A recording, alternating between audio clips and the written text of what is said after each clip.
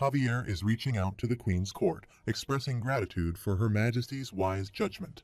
Together, they manage to barely protect their estate.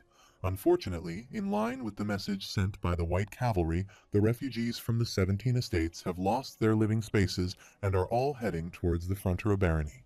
Javier asserts that, in alignment with the mindset of their esteemed empress, who sympathizes with the commoners, he, as a loyal vassal, deems it right to take in and care for the pitiful commoners of their great kingdom.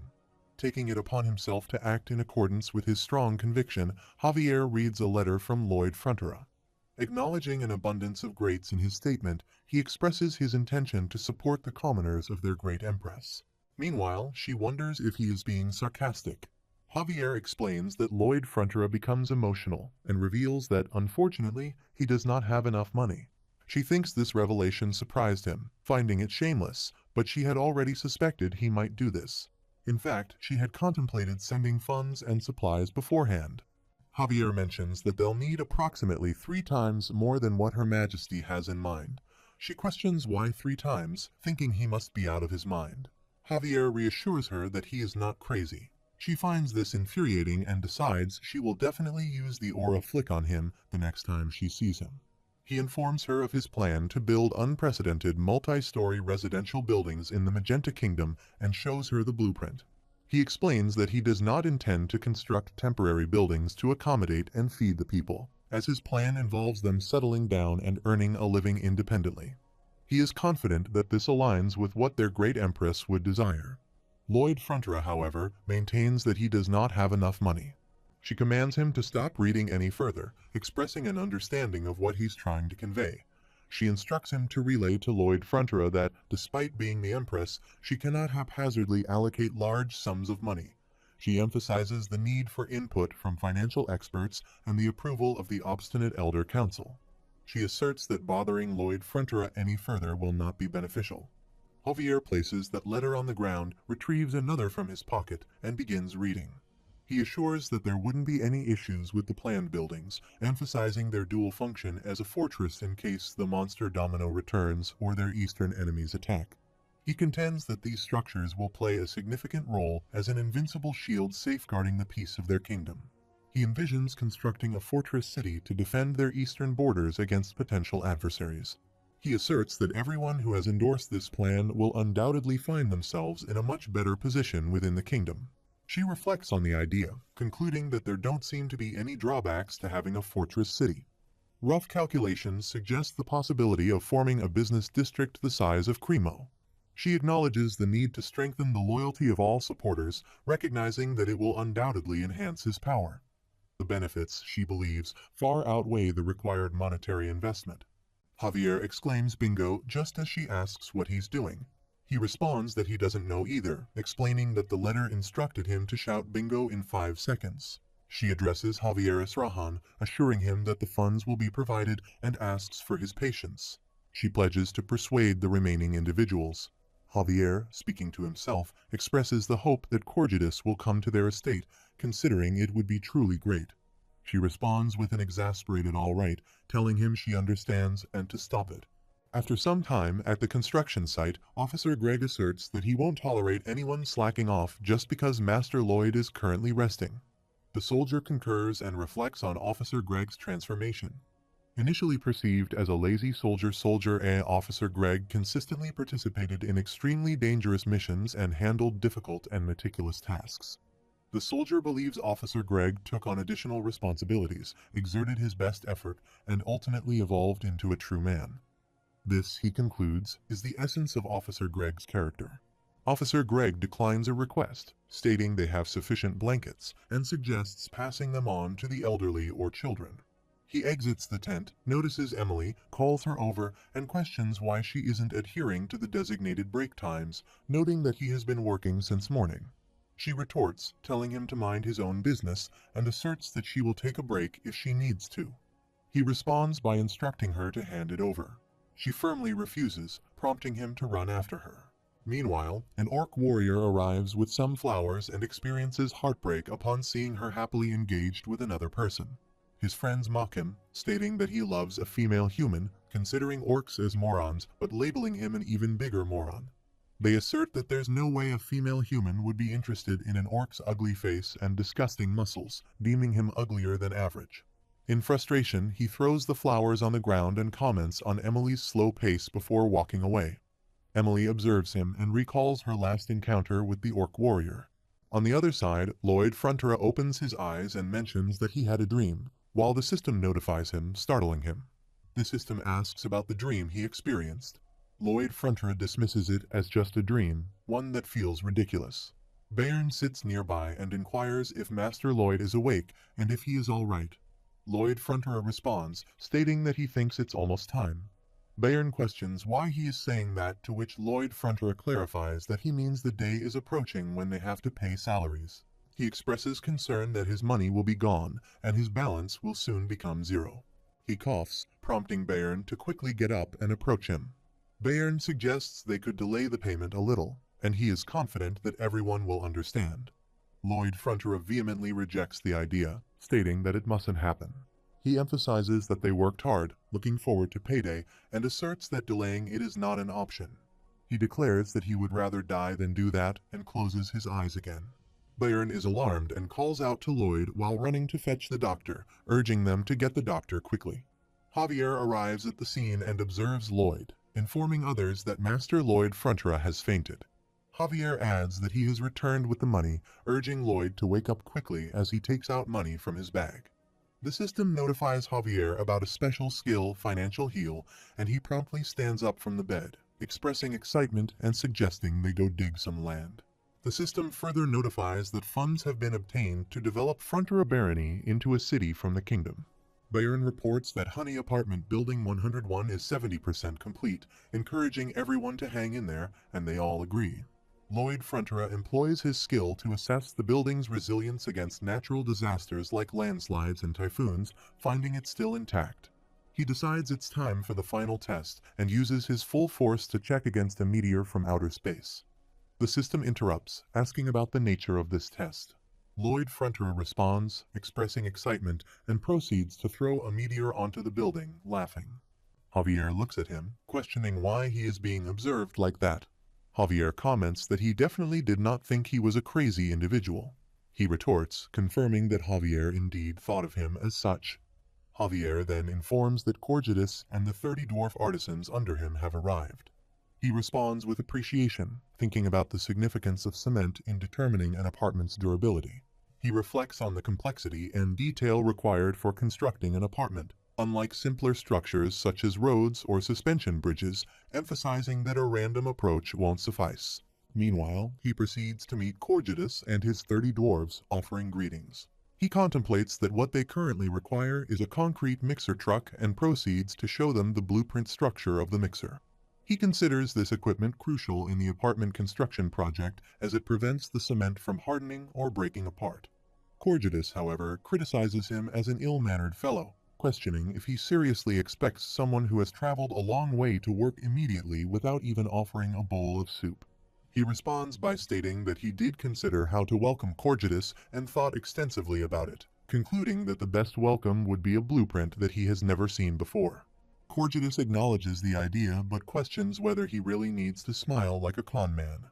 Corgidus adds that he has prepared a proper workplace and proceeds forward, while Lloyd Frontera bows and agrees, stating of course.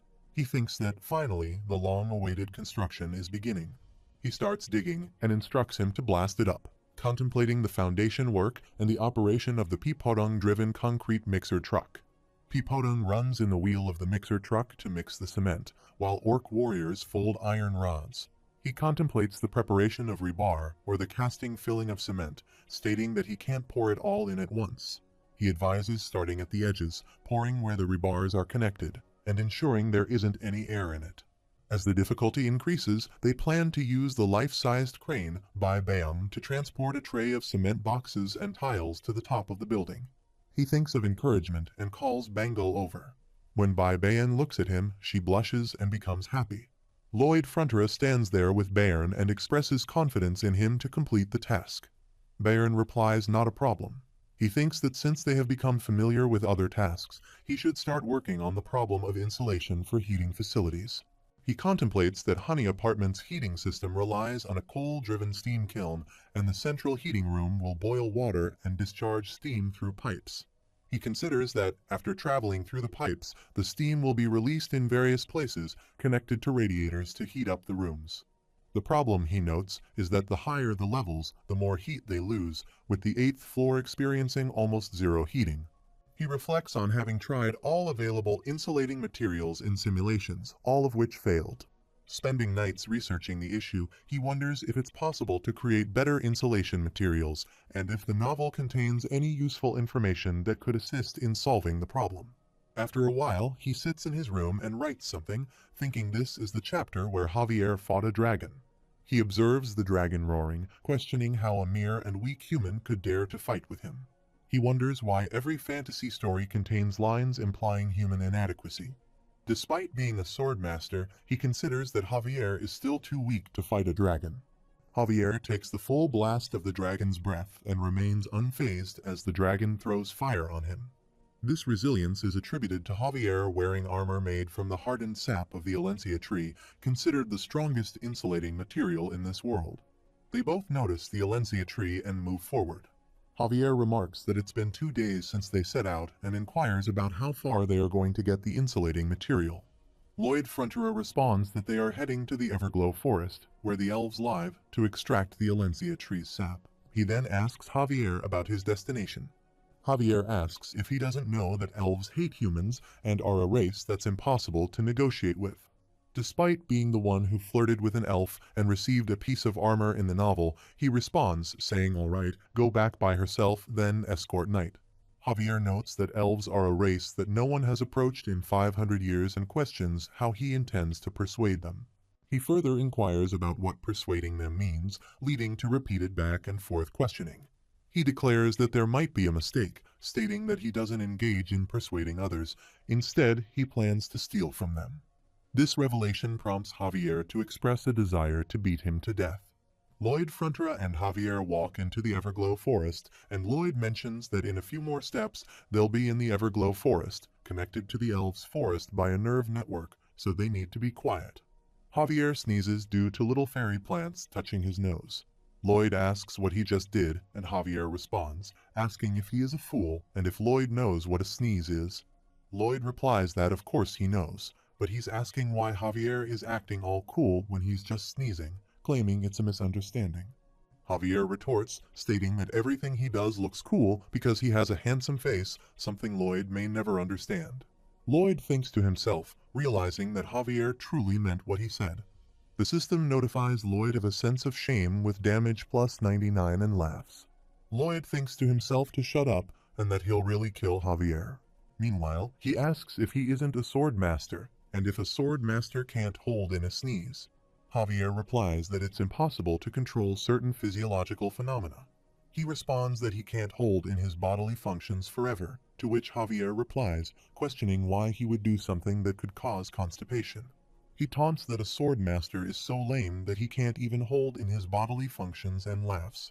He becomes angry and repeatedly punches Javier, who manages to block all the punches.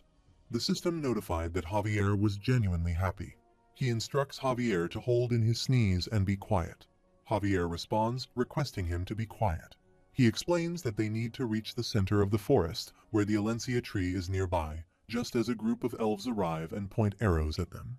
He becomes scared and questions how they realized they were there so quickly. Nuera exclaims why the hell wouldn't they realize after he made such a big fuss at the entrance. What an idiot. Javier acknowledges that the situation isn't good. He refuses to comply, stating that things have just progressed faster. An elf announces that they'll fire in 3, counting down and shooting fire arrows at them. In response, they attempt to escape the attacks, and Javier skillfully cuts the arrows with his sword. Nuera observes that Javier is a sword master, while Lloyd Fronterer runs to evade the arrows. He suggests splitting up as planned and rendezvousing at the Eleceed tree in 30 minutes, noting that he'll be easily visible from a high spot. Javier expresses concern, asking if he'll be all right alone. Lloyd Fronterer reassures him, stating that he'll be fine as long as he attracts their attention. An elf comments that the ugly man is just a distraction, instructing others to chase after the handsome man. The elves run to attack Javier, who counterattacks in response. Elves jump easily from plants, moving here and there, while Javier contemplates that there isn't much information about elves, but it seems Master Lloyd is right this time as well. He recalls Lloyd Frontera's explanation that elves love plants and use a special type of footwork because they don't want to harm plants. He realizes that it wouldn't be right to attack these innocent elves, so the best course of action is to run as fast as they can while avoiding the attacks. They should be able to do that by leveraging the elves' love for plants. The elves attack him from all sides, and Javier attempts to escape, finding it challenging to dodge the attacks, even though they only come from two directions. He tries to hide behind a rock, realizing that they are intentionally driving him somewhere. Lloyd Frontera reaches the Eleceed tree, activating his upgraded energizer. He thinks that with this upgrade, he won't get tired for 20 minutes. He starts digging quickly, going underground. Javier looks at him and finds it strange, while Miria thinks she doesn't see the captain who was at the forefront just now. Javier runs towards him and thinks not to tell him that she went to Master Lloyd. He runs quickly into the water, realizing there aren't any plants here that he can use to stop their attacks. He swiftly stabs his sword in the water, effectively blocking all their arrows. Miria asks about the extraordinary power, and another elf remarks that the human could kill them if he really wanted to, instructing everyone to calm down. She points out that while the humans might have a sword master, they have Melika. Javier looks around, trying to understand why they have stopped attacking. A giant elf, Melika, arrives, placing her bow on the ground and aiming her arrow towards Javier. The system notifies him about the dragon hunter bow dragon sniper, and she throws her arrow toward Javier, who attempts to block it with his sword. Javier attempts to block the arrow, finding it challenging, and maneuvers behind while continuing to block. He marvels at the incredible strength, realizing that she is overpowering his aura sword with just arrows and raw strength.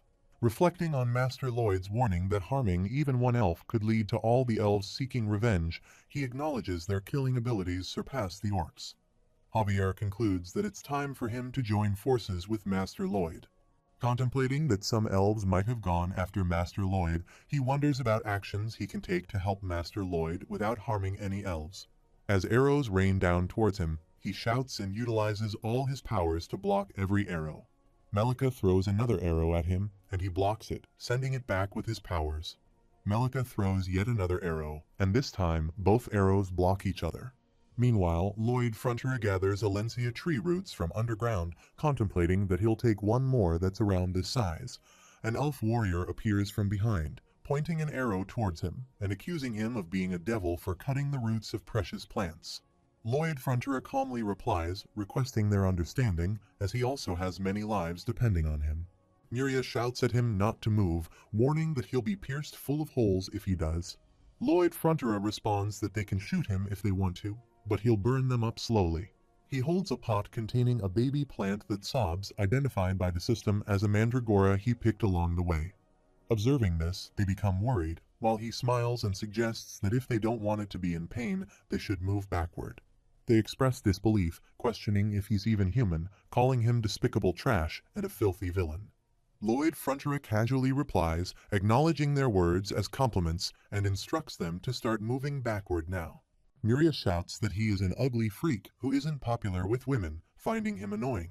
She points her fire stick toward Mandragora and orders everyone to move backward, and they comply. One of them suggests calming down, stating that this is the end, and proposing to talk now. Lloyd Frontera becomes irritated, eats Mandragora's leaf, and screams for them to just kill him instead. He feels bad because of his saliva and instructs them to go up and climb up. They agree, saying all right, they are going up. Mandragora tells him to stop doing that and abuses him. They exit the hole, and he also emerges while still holding the leaf in his mouth. He thinks that now that he's outside, Javier should be able to spot him easily, and he should be here now if the other elves see him doing this crazy thing first. An arrow comes from behind, hitting the pot of Mandragora, causing it to fall. Lloyd Frontera believes it's game over for him, but he still holds its leaf in his mouth, preventing it from falling. His saliva covers half of Mandragora's body, irritating it. Miria asks what's wrong, while another elf mentions feeling queasy and lightheaded due to getting nervous just now, witnessing such a horrifying sight. Miria shouts for everyone to hang in there, emphasizing that they mustn't show weakness to a plant murderer like him. She then hears growling sounds from her belly, falls down and mentions feeling unwell inside. Her two partner elves hold her, and one of them encourages her to pull herself together. Lloyd Frontier wonders what's happening and recalls that the elf's eyes looked hollow. He notes the absence of any sounds of birds chirping or animals in such a thick forest, not spotting even a rabbit or an elk. He considers the possibility of the monster domino being present. He observes that all the monsters have moved to the end of the mountain range, leaving the middle Everglow forest empty, and concludes that elves will never harm plants in any way. He contemplates that this indicates elves are strictly carnivorous and wonders how long they have been starving. On the other side, elves continue to attack Javier, and he finds it strange that, with their physical abilities, they shouldn't be this tired already. However, he believes that right now it should be possible for him to force his way through them. Using his mana powers to attack, he thinks here he goes, while Melika throws another arrow towards him. He worries about Master Lloyd's whereabouts and hopes he is safe even as he gets injured. Javier runs quickly to save himself while the squad leader shouts that he has broken past their encirclement, instructing her subordinates to go after him. However, her subordinates are tired and some fall onto the branches of a tree. One of them informs the squad leader that they can't go on anymore, and another elf mentions being too hungry to move. Frustrated, the squad leader calls Melika, stating that she is the kind-hearted Melika who shares her own portion of meat. Not only that, Melika has decided to fight to the end while continuing to engage with Javier. She pushes him back and attempts to stab him with a giant arrow, but he manages to escape in time, causing her arrow to hit the rock. Javier thinks about the person he needs to protect, his lord's son, while Melika attacks him again, throwing him away. The squad leader instructs everyone to squeeze out every last bit of strength they have and orders them to support Melika with their arrows.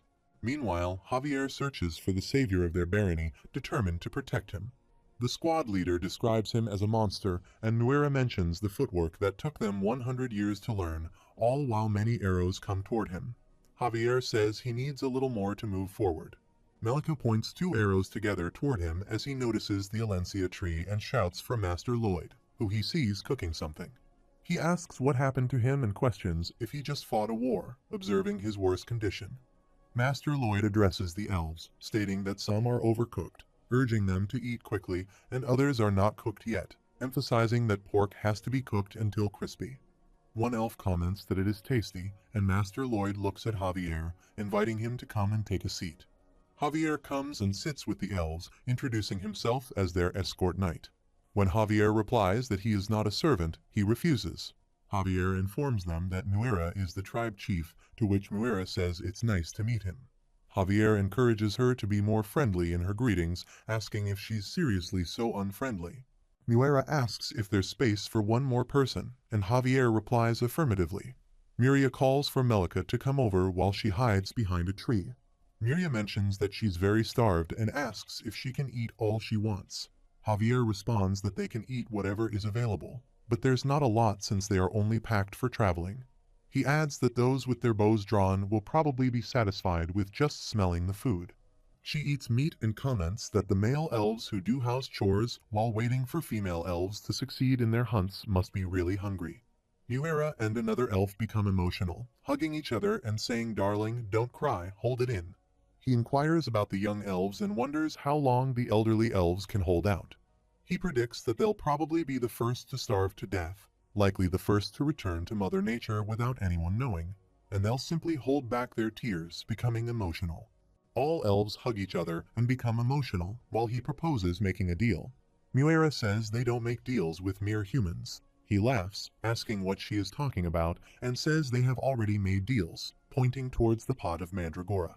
He says that when the elves went backward because of hunger, and now she's talking to him because she's hungry and has eaten meat, if these aren't deals, what are they?